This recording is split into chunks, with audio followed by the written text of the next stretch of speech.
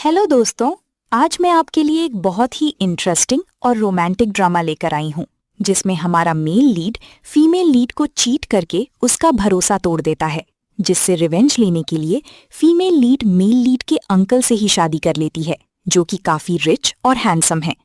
Drama की starting में हम अपनी हीरोइन जिया को उसकी बेस्ट फ्रेंड टेंग के साथ एक रेस्टोरेंट में बैठा हुआ देखते हैं। जिया कोई आम लड़की नहीं है, वो फैशन डिजाइन में इंटरेस्ट रखने वाली एक फेमस डिजाइनर है जिसका खुद का एक डिजाइनर स्टूडियो है।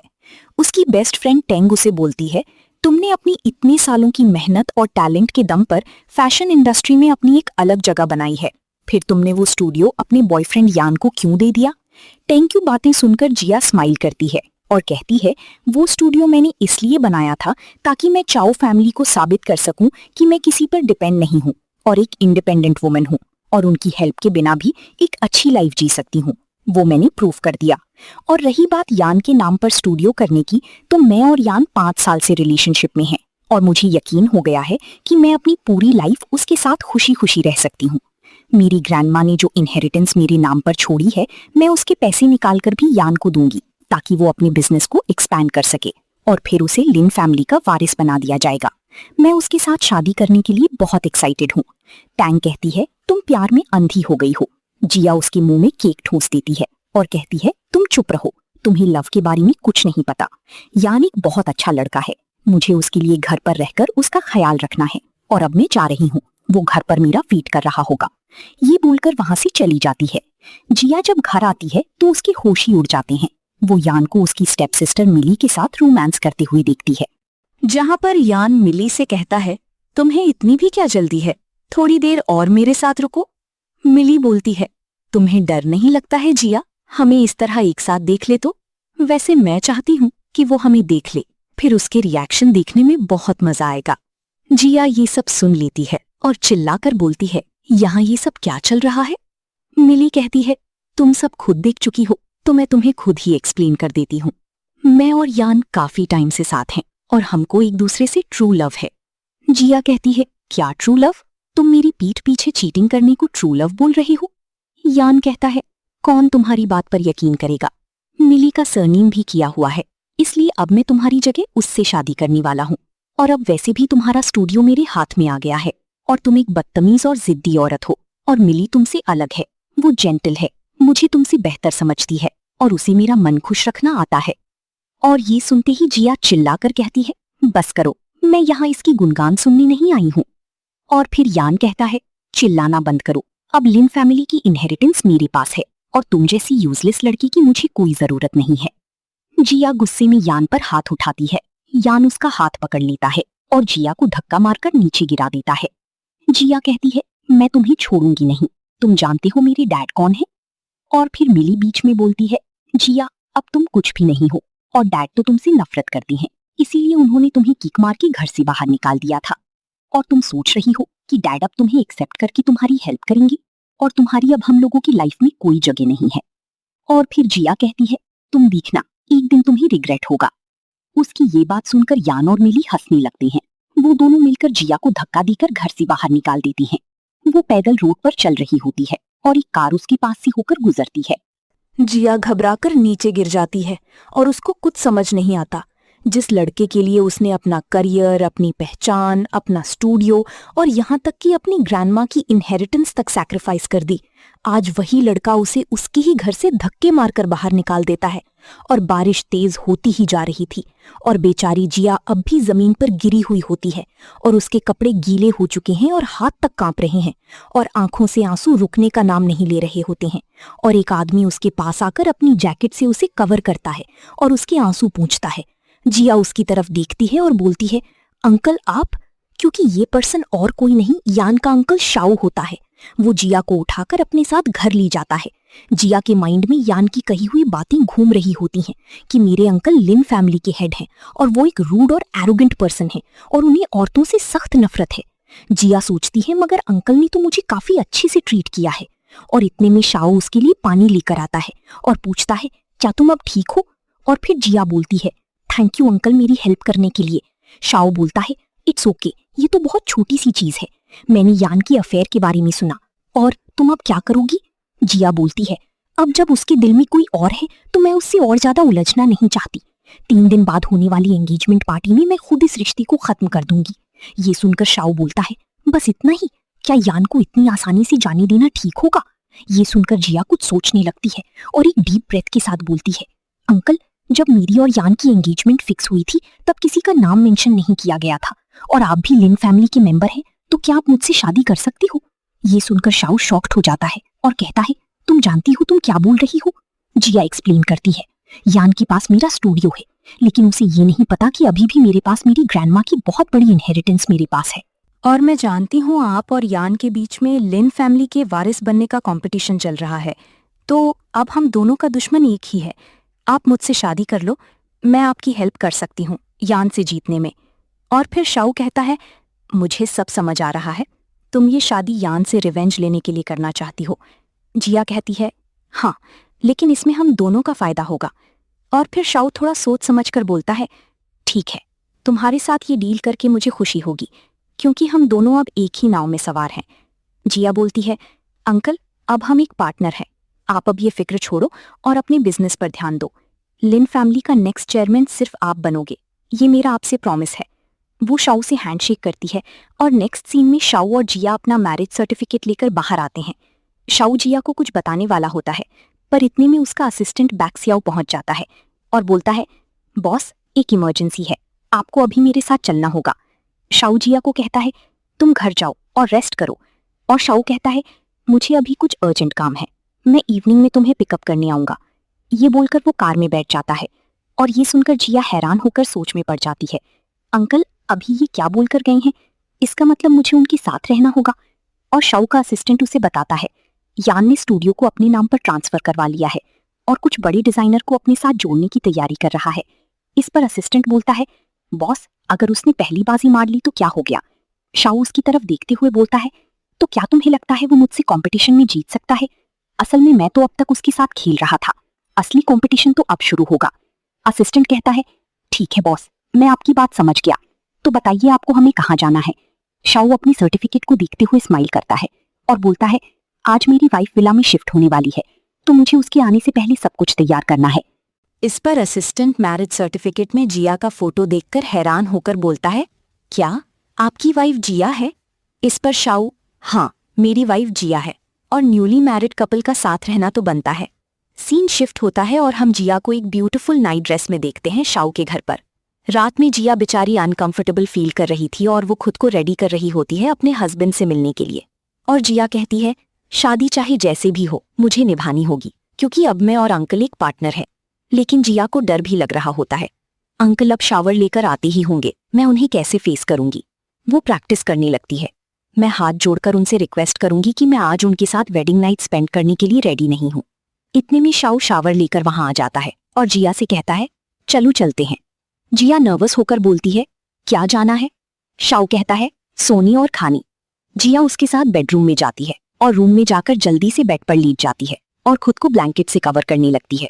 और फिर जिया के पास शाओ लाइट्स ऑफ करने आता है, लेकिन जिया सोचती है, अंकल अब मुझे किस करने वाले हैं। वो इसलिए शाओ से चिल्लाकर कहती है, अंकल नहीं, अभी मैं वो सब करने के लिए रेडी नहीं हूँ।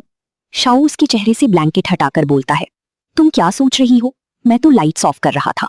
जिया इस पर एम्बैरेस हो जाती है। फिर वो गुड नाइट बोलकर सोने का प्रिटेंड करती है और अपनी मन में सोचती है, मैं कितनी स्टूपिड हूँ, अंकल मेरे बारे में क्या सोच रही होंगी, कि मेरे दिमाग में क्या क्या चलता है। और फिर शाओ उसके सिर पर प्यार से हाथ फेर कर बोलता है, भले ही हमने शादी जल्दबाजी में की है, लेकिन मैं तुम्हें कुछ करने के लिए फोर्स नहीं करूंगा, क्योंकि मैं नहीं चाहता हमारा रिश्ता सिर्फ एक बिजनेस डील बनकर रह जाए। मैं कोशिश करूंगा इसे अच्छे से निभाने की। क्या तुम्हें ये मंजूर है? जिया शाओ को देखती रहती है और फिर शाओ आगे बोलता है, मैं तुम्हें रेडी होने का वेट कर सकता हूँ, लेकिन मुझे ज्यादा वेट मत करवाना। जिया सिर हिलाकर हाँ बोलती है तो शाओ उसकी फोरहेड पर किस करके कहता है, गुड नाइट मिस लिन, और दूसरे रूम में चला जाता है। इवन जिया सपने में भी शाओ को इमेजिन करती है कि वो उसके साथ रोमांस कर रहा है, और जैसे ही वो उसे किस करने वाला होता है तभी जिया की नींद खुल जाती है। तो वो खुद से कहती है, जिया तुम ऐसा नहीं कर सकती, अंकल के बारे में ऐसे थॉट्स करना भी गलत हुआ, क्योंकि वो बस मेरे नाम के हस्बैंड हैं। नेक्स्ट मॉर्निंग जिया बेडरूम में कुछ देखने के लिए जाती है और वहां रखी ड्रेस देखकर सरप्राइज हो जाती है। इसमें रखी हुए सभी ड्रेस बिल्कुल उसके साइज के होते हैं। फिर वो शाओ के बारे में सोचने लगती है और बोलती है, कहीं ऐसा तो नहीं कि अंकल मुझे लाइक करते हैं। उसके बाद जिया रेडी होकर रूम से बाहर आती है और शाओ के पास आकर कहती है, अंकल मैं आपसे एक रिक्वेस्ट करना चाहती हूँ कि हमें अभी अपनी मैरिज को सीक्रेट रखना होगा। शाओ पूछता है, ऐसा क्यों? जिया उसे समझाती है, सिटी में सबको मेरी और यान की एंगेजमेंट के बारे में पता है, और अगर मैंने यान की इमेज को सबके सामने एक्सपोज नहीं किया और हमारी वेडिंग की बात सबके सामने आ गई तो मुझे डर है इससे आपकी रेपुटेशन खराब हो सकती है। वैसे भी 2 दिन बाद मेरी एंगेजमेंट पार्टी होने वाली है, तो मैं वहां पर एविडेंस के साथ यान को एक्सपोज करके एंगेजमेंट को ब्रेक कर दूंगी। फिर उसके बाद हम अपने रिलेशनशिप को पब्लिक करेंगे। शाओ खामोश रहता है। जिया बोलती है, अंकल आप भी लिन फैमिली के मेंबर हो, क्या आपको लग रहा है कि मैं यान के साथ कुछ गलत कर रही हूँ? शाओ बिना कुछ सोचे समझे बोलता है, अब तुम मेरी वाइफ हो तो मैं तुम्हारे साथ किसी भी तरह की नाइंसाफी बर्दाश्त नहीं कर सकता। गलती यान की है, उसने तुम्हें चीट किया था। तो तुम्हें जो करना है बिंदास करो, और उस पार्टी में मैं भी तुम्हारे साथ चलूंगा। जिया स्माइल करते हुए शाओ को कहती है, थैंक यू अंकल। तो शाओ कहता है, अब हम हस्बैंड वाइफ हैं, तो मुझे लगता है अब तुम्हें मुझे अंकल नहीं बोलना चाहिए, ये अप्रोप्रिएट नहीं लगता। अगर तुम्हें मुझे बुलाना हो तो तुम मेरा नाम ले सकती हो। जिया धीरे से कहती है, ठीक है, अब से मैं आपको शाओ बोलूंगी। शाओ उसके गले पर टच करते हुए बोलता है, हाँ ये सुनने में ज्यादा बेहतर लग रहा है। जिया को ये सब कुछ अजीब लग रहा था, तो वो कहती है, मैं भूल गई, मुझे टैंक से मिलने जाना था। ये बोलकर वहां से भाग जाती है। आगे हम देखते हैं, जिया टैंक को सब कुछ बता देती है। टैंक सरप्राइज होकर बोलती है, क्या तुम सच कह रही हो? तुमने शाओ से शादी कर ली? मुझे तो इस बात पर यकीन ही नहीं आ रहा। तुमने सच में यान की अंकल शाओ को अपनी साइड कर लिया? वो तो लिन फैमिली के हेड हैं, उनके सामने तो यान कुछ भी नहीं है। जिया बोलती है, अंकल मतलब शाओ मुझे बहुत अच्छे से ट्रीट करते हैं, वो बहुत जेंटल हैं। मैंने जो उनके बारे में र्यूमर्स सुने थे सब झूठ है, वो बिल्कुल भी वैसे नहीं है। टैंक स्माइल करके कहती है, तुम उनकी इतनी तारीफ क्यों कर रही हो? कहीं तुम उनसे प्यार तो नहीं कर रही? जिया बोलती है, don't talk nonsense. Uncle Shao बहुत ही ऑनेस्ट और सिंपल पर्सन है, हमारा रिश्ता पूरी तरह से प्रोफेशनल है। जिया बोलती है, और वैसे भी हमने तय किया है, कॉन्ट्रैक्ट पूरा हो जाने के बाद हम डिवोर्स कर लेंगे। टैंग राहत की सांस लेते हुए बोलती है, अच्छा वैसे मैंने सुना है शाओ के दिल में उसकी वाइट मून लाइट रहती है, जिसको वो कई सालों से लाइक करता है। वैसे इतना कूल पर्सन किसी को लाइक कैसे कर सकता है? मुझे तो बहुत ही हैरानी हो रही है उसकी बातें सुनकर। जिया सोचने लग जाती है, इसका मतलब अंकल शायद किसी और औरत को लाइक करते हैं। फिर वो बिना कुछ कहे बोलती है, ये सब छोड़ो, तुम्हें मेरी हेल्प करनी होगी। मुझे शाओ और मिली को एक्सपोज करने के लिए कुछ एविडेंस चाहिए, ताकि एंगेजमेंट पार्टी में मैं उन्हें सबके सामने एक्सपोज कर सकूं, ताकि टैंक का असली कलर दिख जाए, ताकि एंगेजमेंट अपने आप टूट जाए। तभी उसके बाद मैं अपनी मैरिज को पब्लिक कर सकती हूं, क्योंकि मैं नहीं चाहती मेरी वजह से अंकल की रेप्यूटेशन इफेक्ट हो। इस पर टैंग कहती है, डोंट वरी जिया, मैं तुम्हारी बात समझ गई। मैं कीनो को सबक सिखाने में तुम्हारी पूरी हेल्प करूंगी। मेरा दिल तो करता है थप्पड़ मारकर उनका बुरा हाल कर दूं। उसकी ये बात सुनकर जिया स्माइल करने लगती है। अब हमें पार्टी का सीन दिखाया जाता है, जहां पर सब लोग ड्रिंक कर रहे होते हैं। शाओ मिली को अपनी फियांसे बताकर सबसे इंट्रोड्यूस कराता है। मिली की मॉम डैड से कहती है, हमने जिया को मिली से रिप्लेस कर दिया है, बस आई होप जिया आकर कोई तमाशा खड़ा ना करे।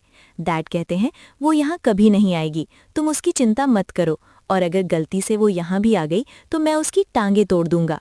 मिली की मॉम मिली को देखकर बोलती है, मेरी प्यारी डॉटर, तुम इस ड्रेस में कितनी ज़्यादा ब्यूटीफुल लग रही हो, और आज से तुम यान फैमिली की मेंबर बन गई हो। मैं तुम्हारे लिए बहुत खुश हूँ। डैड चीयर्स करके कहते हैं, यान फैमिली के सपोर्ट की वजह से हम और भी ज़्यादा स्ट्रांग हो गए हैं। अब हमारा फ्यूचर बहुत ज़्यादा ब्राइट होगा। वो लोग बहुत ही खुश लग रहे थे, और फिर मिली की मॉम उसे कहती है, तुम यान को अपने प्यार में पागल बनाकर रखना, ताकि वो जिया के बारे में सोचे भी ना। मुझसे तो तुम्हारी शादी का वेट नहीं हो रहा। मिली प्राउडली बोलती है, मॉम आप टेंशन मत लो, जिया बिल्कुल ही यूजलेस लड़की है, यान अब उसकी तरफ देखेगा भी नहीं। थोड़ी देर बाद बैंकेट हॉल में मिली के डैड अनाउंसमेंट करते हैं, आप सभी गेस्ट का लिन फैमिली के यंग मास्टर यान और मेरी डॉटर मिली की एंगेजमेंट आने के लिए थैंक यू। पार्टी में आया हुआ एक गेस्ट बोलता है, अरे एंगेजमेंट तो शाओ फैमिली की एल्डर डॉटर जिया के साथ फिक्स हुई थी ना, फिर सेकंड डॉटर कहाँ से आ गई? मिली के डैड सफाई देते हुए कहते हैं, असल में जिया एक वाइल्ड मैन के साथ भाग गई है। उसने हमें ऑर्डर लिन फैमिली को धोखा दिया है और मैं तो दोनों परिवारों की इज्जत बचाने की कोशिश कर रहा हूँ। इसलिए मेरी दूसरी बेटी मैरिज कॉन्ट्रैक्ट को पूरा कर रही है। पार्टी में आए हुए सभी गेस्ट रिया के बारे में बुरा भला बोलने लगते हैं। कितनी शेमलेस और स्टूपिड लड़की है। भला कोई लड़की लिन फैमिली की डॉटर इन लॉ बनने का अपॉर्चुनिटी कैसे छोड़ सकती है। और स्टोरी में ट्विस्ट तब आता है जब जिया और शाओ वहां आ जाते हैं। शाओ जिया से पूछता है, क्या तुम रेडी हो? जिया कहती है, शाओ मैं तैयार हूं। उन लोगों ने मेरे साथ क्रूएल्टी की है और अब ये सब करने की मेरी बारी है। मैं भी उन्हें नहीं छोड़ूंगी। शाओ उसके सिर पर प्यार से हाथ फेरता है और बोलता है, तुम्हें डरने की जरूरत नहीं है। मैं हर हाल में तुम्हारे साथ हूं। और जिया अपने मन में सोच रही होती है, अंकल शाओ बस सिंपैथी के लिए उसका साथ दे रही हैं, क्योंकि उनके दिल में तो कोई और लड़की है। वहीं दूसरी तरफ पार्टी में सभी लोग जिया के बारे में बात कर रहे होते हैं और डैड कहते हैं, हमें अब उससे कोई मतलब नहीं। हमने उससे सभी रिश्ते खत्म कर दिए हैं। इतने में दरवाजा ओपन होता है और जिया अंदर आती है और कहती है, जिसे रिश्ता खत्म करना चाहिए वो आप नहीं हो, वो मैं हूं। और फिर सभी की नजर जिया पर पड़ती है और शाओ शॉक्ड होकर कहता है, जिया मेरे अंकल के साथ क्या कर रही है? और बाकी सभी लोग भी यही सोच रहे होते हैं, जिया के साथ ही मैन कौन है? पार्टी में कुछ लोग बात करने लगते हैं, ये तो लिन फैमिली के हेडमास्टर शाओ हैं। इसका मतलब जिया मिस्टर शाओ की वुमन है। डैड गुस्से में जिया को बोलते हैं, तुम्हारी हिम्मत भी कैसे हुई यहाँ आने की? जिया बोलती है, आप जैसी शेमलेस लोगों से तो मैं कोई बात भी करना नहीं चाहती, जो अपनी प्रॉफिट के लिए अपनी डॉटर्स को बेच देती हैं।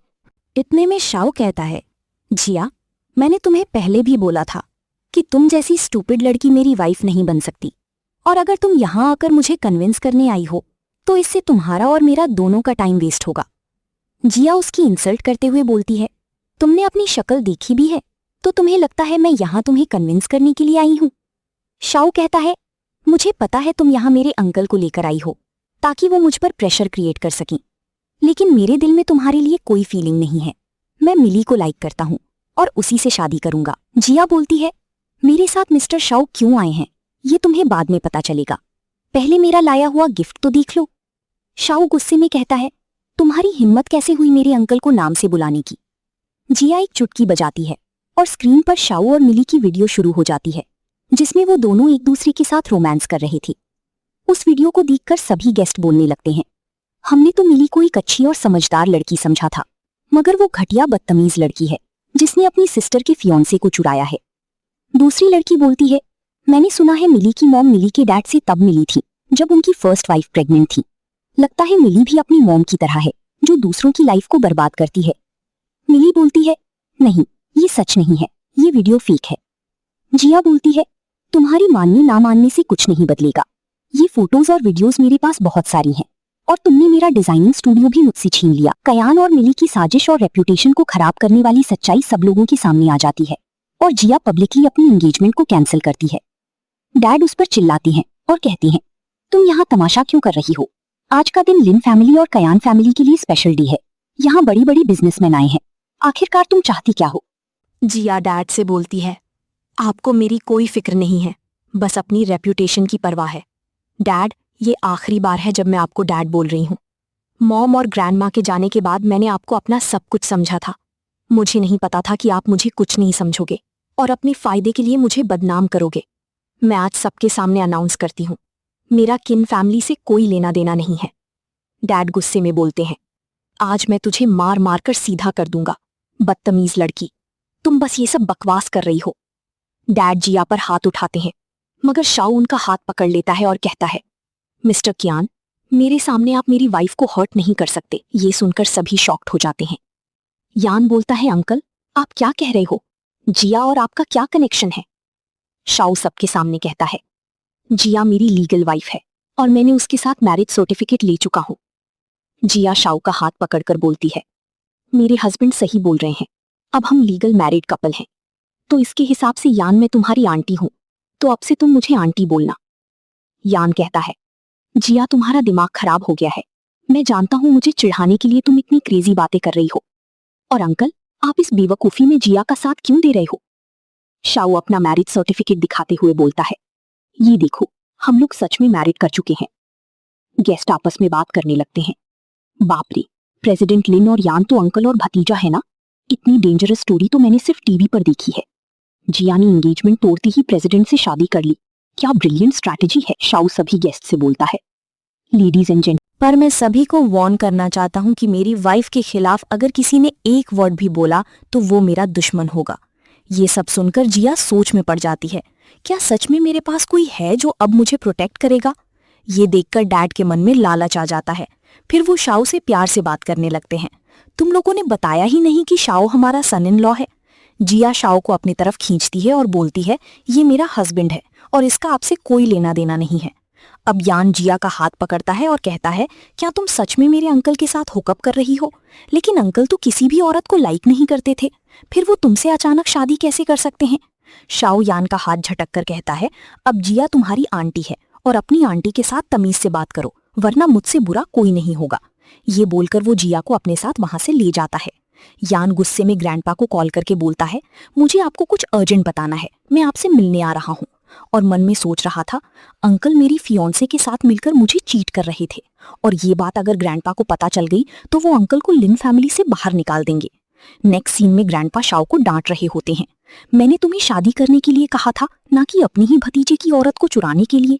हमारी फैमिली ऐसी कैरेक्टरलेस औरत को बर्दाश्त नहीं करेगी जो एक ही फैमिली के दो मर्दों को सेड्यूस करे। शाओ कहता है, डैड वो एक अच्छी लड़की है। ग्रैंडपा गुस्से में बोलते हैं, अच्छी लड़की? क्या अच्छी लड़की ऐसी होती है? यान ने मुझे सब कुछ बता दिया है, उसे अभी इसी वक्त डिवोर्स दो। शाओ जिया को सपोर्ट करते हुए बोलता है, डैड मैं आपसे कोई बहस नहीं करना चाहता, पर मैं आपकी फोर्स करने पर अपनी वाइफ को डिवोर्स नहीं दे सकता।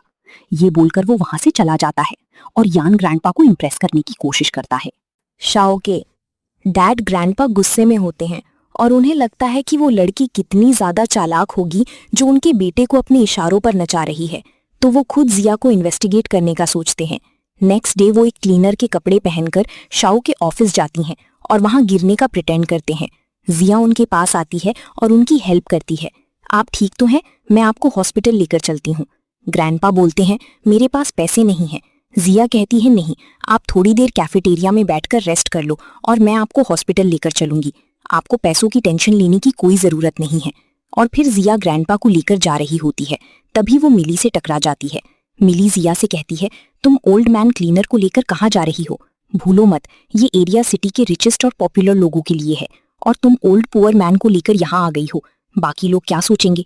और यहाँ तक कि वहाँ का स्टाफ भी जिया को उस ओल्ड मैन को वहां से ले जाने के लिए कहता है और उसके साथ बदतमीजी करने लगता है। ग्रैंडपा गुस्से में कहते हैं, तुम यंग लोगों को बिल्कुल भी मैनर्स नहीं है। मिली ग्रैंडपा का मजाक उड़ाते हुए कहती है, मैनर्स तुम जैसे पुअर लोगों के लिए नहीं होते। सिक्योरिटी, इस ओल्ड मैन को यहाँ से लेकर जाओ। जिया मिली से बोलती है, तुम इस ओल्ड मैन को इतना परेशान क्यों कर रही हो? मिली जिया की बहुत इंसल्ट करती है। यान के डंप करने के बाद तुम उसकी अंकल को सिड्यूस कर रही हो।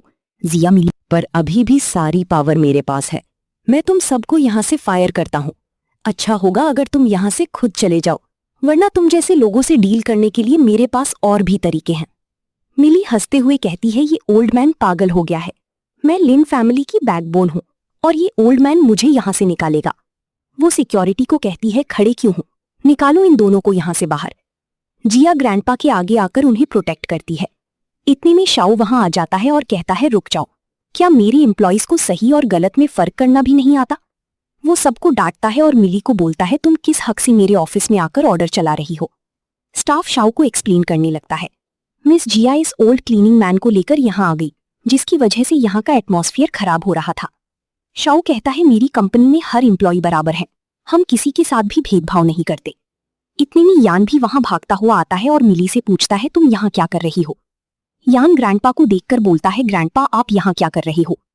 जब सबको पता चलता है कि जिसे वो ओल्ड क्लीनर समझ रही थी वो यहाँ का चेयरमैन है, ये सुनकर सभी शॉक्ड हो जाते हैं और ग्रैंडपा हंसते हुए कहते हैं, तुम चारों मेरे साथ आओ, मुझे तुमसे अकेले में बात करनी है। और फिर मिली मन में सोचती है, मैं तो गई काम से। यान अपनी ग्रैंडपा से बोलता है, आपको यहाँ क्लीनर बनकर आने की क्या जरूरत थी?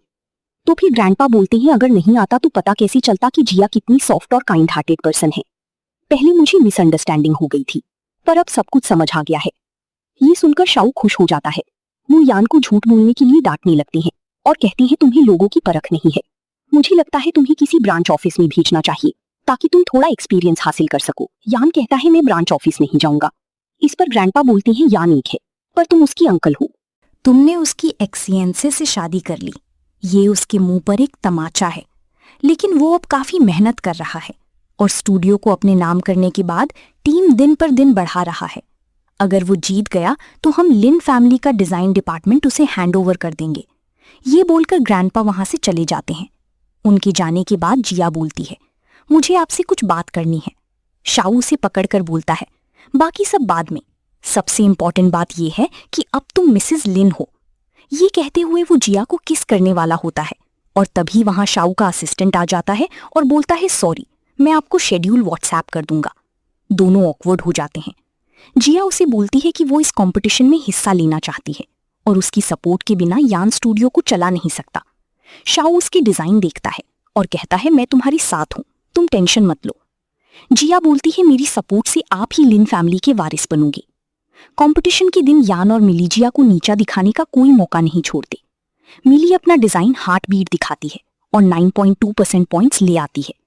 और जब जिया की बारी आती है तो सब दंग रह जाते हैं। उसका ड्रेस बुरी तरह से फटा हुआ रहता है और फिर मिली और यान मन ही मन जश्न मनाते हैं कि अब जिया हमेशा के लिए खत्म हो जाएगी। जिया डरने की बजाय स्टेज पर खड़ी होती है और मास्टर वेस्ट से रिक्वेस्ट करती है कि उसे ऑन साइट रिपेयर करने का मौका दिया जाए। वो कहती है, ये ड्रेस नहीं, मेरी पूरी जिंदगी की मेहनत है। लेकिन दूसरी तरफ मिली रूल्स का रोना रोती है, लेकिन शाऊ खड़ा होकर जिया को सपोर्ट करता है। बात इतनी बढ़ जाती है कि शाऊ अपनी यान फैमिली हेयर की पोजीशन दांव पर लगा देता है। सबके सामने बेट लगी होती है। अगर जिया 30 मिनट में ड्रेस ठीक कर देती है तो यान रेस से बाहर, और अगर नहीं तो शाऊ और जिया हमेशा के लिए शहर छोड़ देंगे। जिया एक अलग रूम में जाती है और टाइमर शुरू होता है और 30 मिनट बाद जब वो बाहर आती है तो सबकी आंखें फटी की फटी रह जाती हैं।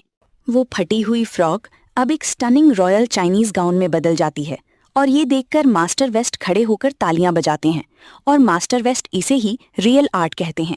जिया को परफेक्ट आर्ट की वजह 10 में से 10% मिलती है और वहीं चैंपियन बनती है।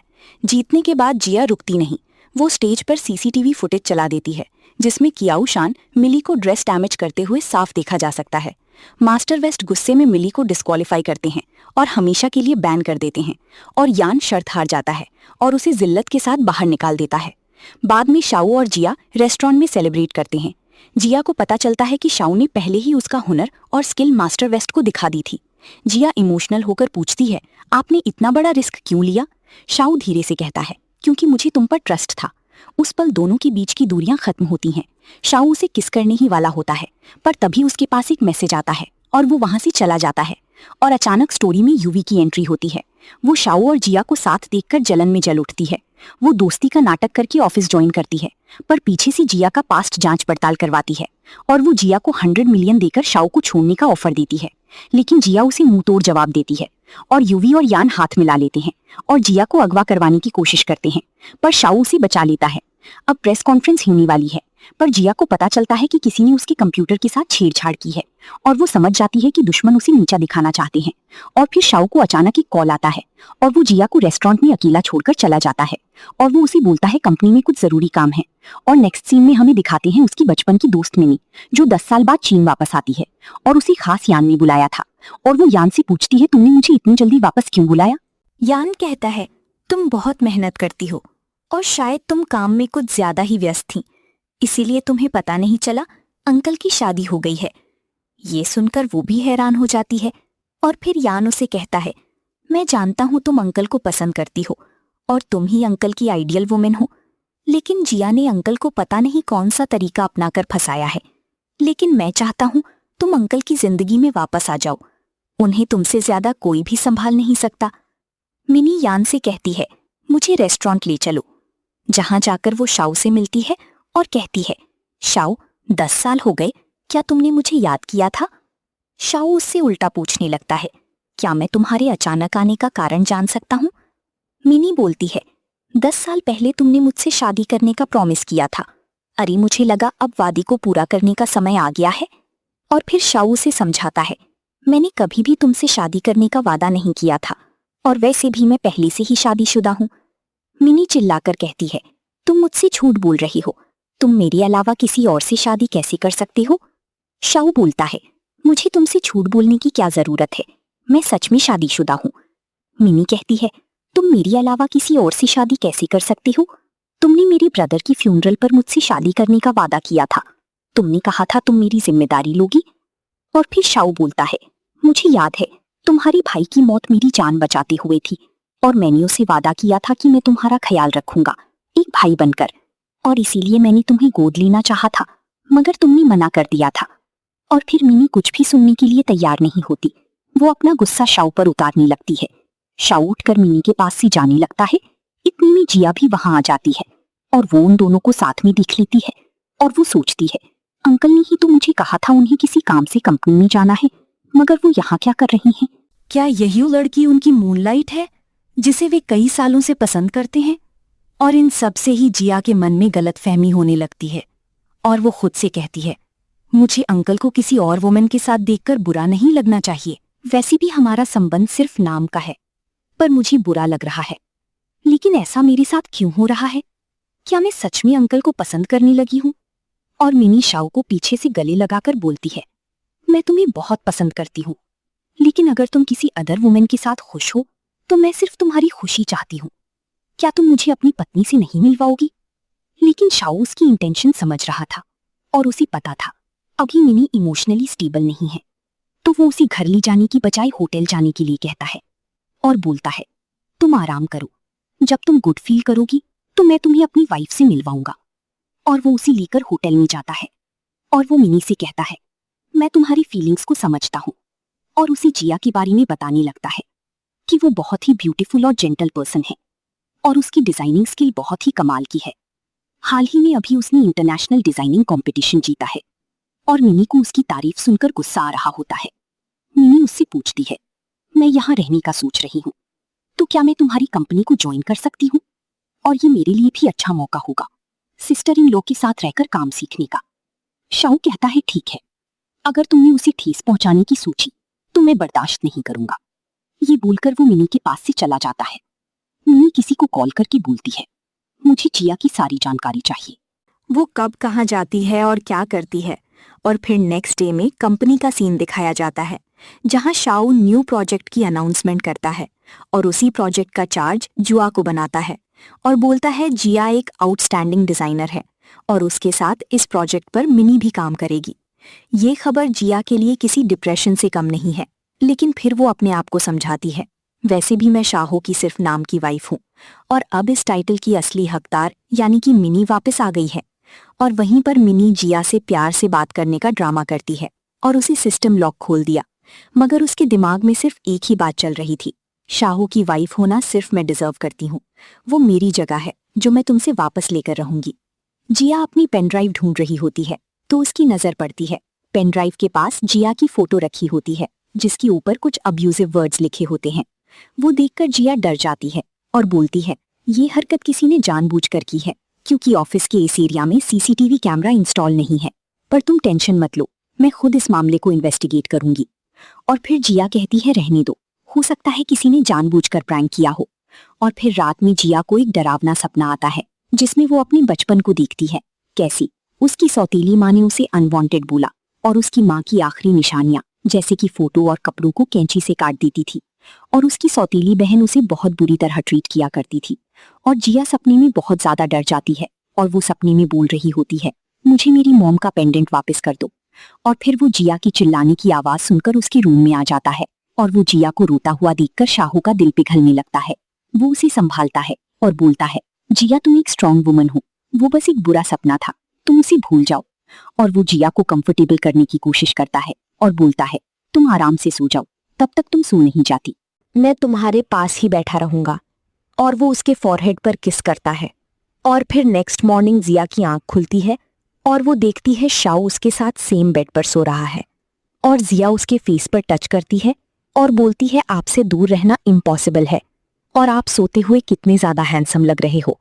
जैसे ही जिया का हाथ शाओ की चेस्ट पर जाता है तो वो उसका हाथ पकड़ लेता है और जिया बोलती है, तुम मुझे अपनी ड्रीम में देखती हो, लेकिन ये सपना नहीं हकीकत है, मैं तुम्हारे सामने हूँ, तुम जो चाहो वो कर सकती हो, हम लीगली मैरिड कपल हैं। ये सुनकर जिया शर्मा जाती है और शाओ के पास से भागकर बोलती है, ऑफिस के लिए लेट हो रही हूँ। शाओ बोलता है, वाइफ के दिल का रास्ता जीतने का सफर अभी बहुत लंबा है। उसके बाद वो ये जानने के लिए क्यूरियस था कि जिया के बचपन में उसके साथ क्या हुआ था। इसलिए वो अपने असिस्टेंट को ऑर्डर देता है कि जिया की सारी इन्फॉर्मेशन लेकर मुझे दो, स्पेशली चाइल्डहुड की, और ये भी इन्वेस्टिगेट करना कि उसकी मदर की डेथ कैसे हुई थी। आगे हम जिया को ऑफिस में काम करती हुई देखते हैं और फिर मिनी जिया के पास आती है और बोलती है आज हम लोग साथ में लंच करें क्या। और फिर नेक्स्ट सीन में हम जिया और मिनी को लंच करती हुई देखते हैं और फिर शाओ पर मिनी को हर्ट करने के लिए उसकी पास्ट के बारे में बात करती है और बोलती है तुम्हारा फैमिली बैकग्राउंड कितना अजीब है, तुम्हारी मॉम की डेथ बचपन में हुई थी और तुम्हारे डैड ने उन्हें धोखा देकर दूसरी वुमन को घर ले आई और तुम्हारी लव लाइफ भी पूरी खराब है। जिया कहती है तुमने मिनी मुझे किस लिए बुलाया है, सीधा पॉइंट पर आओ। मिनी उसके ऊपर एक ब्लैंक चेक फेंकती है और कहती है 100 मिलियन ले लो और शाओ को छोड़कर जैक्स से चली जाओ। जिया बिल्कुल शांत रहती है और कहती है शाओ कोई ऑब्जेक्ट नहीं है, वो मेरा हस्बैंड है और मैं पैसे के लिए उसे तुम्हें नहीं बेचूंगी, और अगर शाओ खुद मुझसे दूर जाना चाहती है तो मैं उन्हें फोर्सफुली मैरिज में बॉन्ड नहीं करूंगी।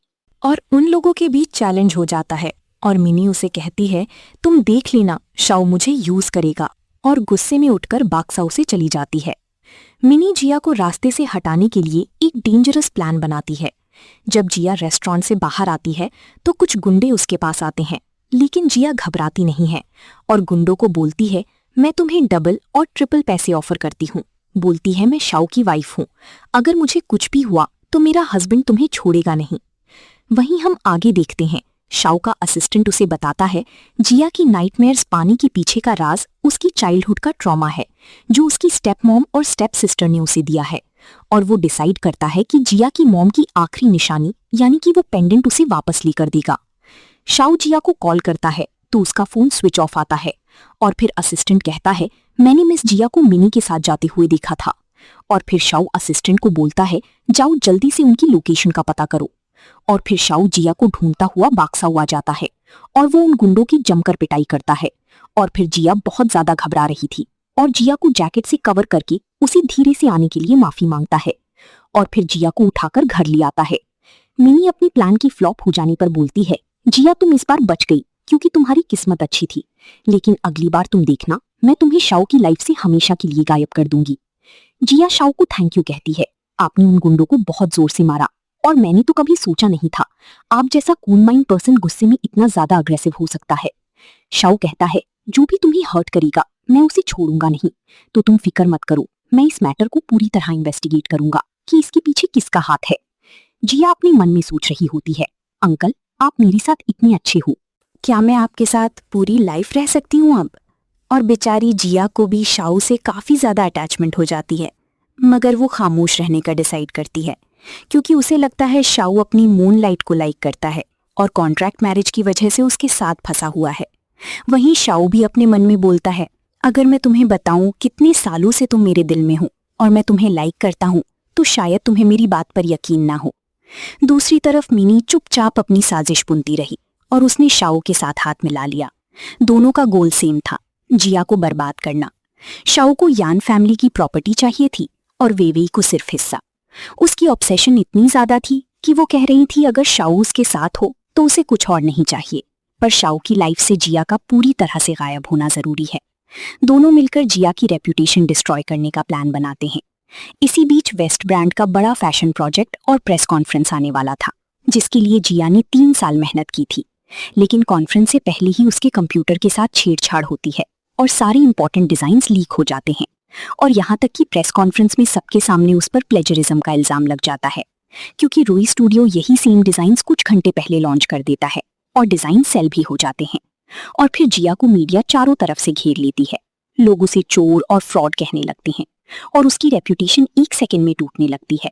लेकिन जिया ने पहले से ही एक सीक्रेट कैमरा लगाया हुआ था और जब सीसीटीवी फुटेज दिखाई जाती है तो सच सामने आ जाता है।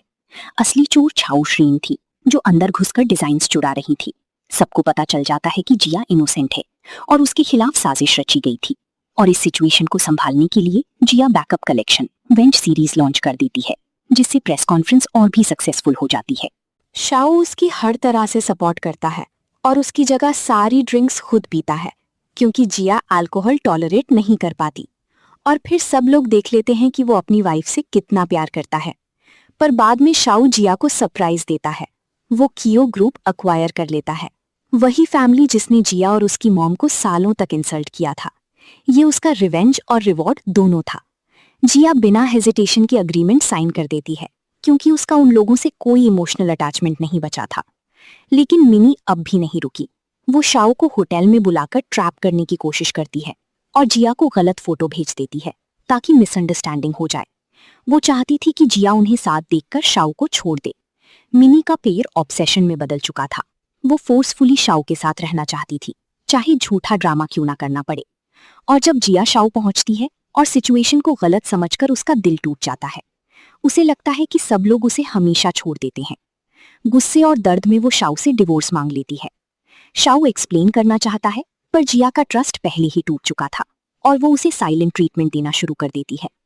मगर शाओ के ऊपर ड्रग्स का असर होने लगता है और वो जिया के साथ मीक आउट कर लेता है। नेक्स्ट मॉर्निंग जिया सोचती है, अंकल आज तो कुछ ज्यादा ही नॉटी हो रही हैं। शाओ जिया को किस करके ऑफिस के लिए चला जाता है और तभी जिया से मिलाने के लिए मिनी आती है और उसे कहती है, ये मुझे 10 साल पहले शाओ ने दी थी, तब वो मुझसे प्यार करता था और ये रिंग उसने मुझे प्रपोज करते हुए दी थी। जिया फिर से कंफ्यूज होने लगती है और सोचने लगती है, शायद मैं शाओ की लाइफ में सिर्फ एक टूल हूँ। फिर से सब शुरू हो जाता है।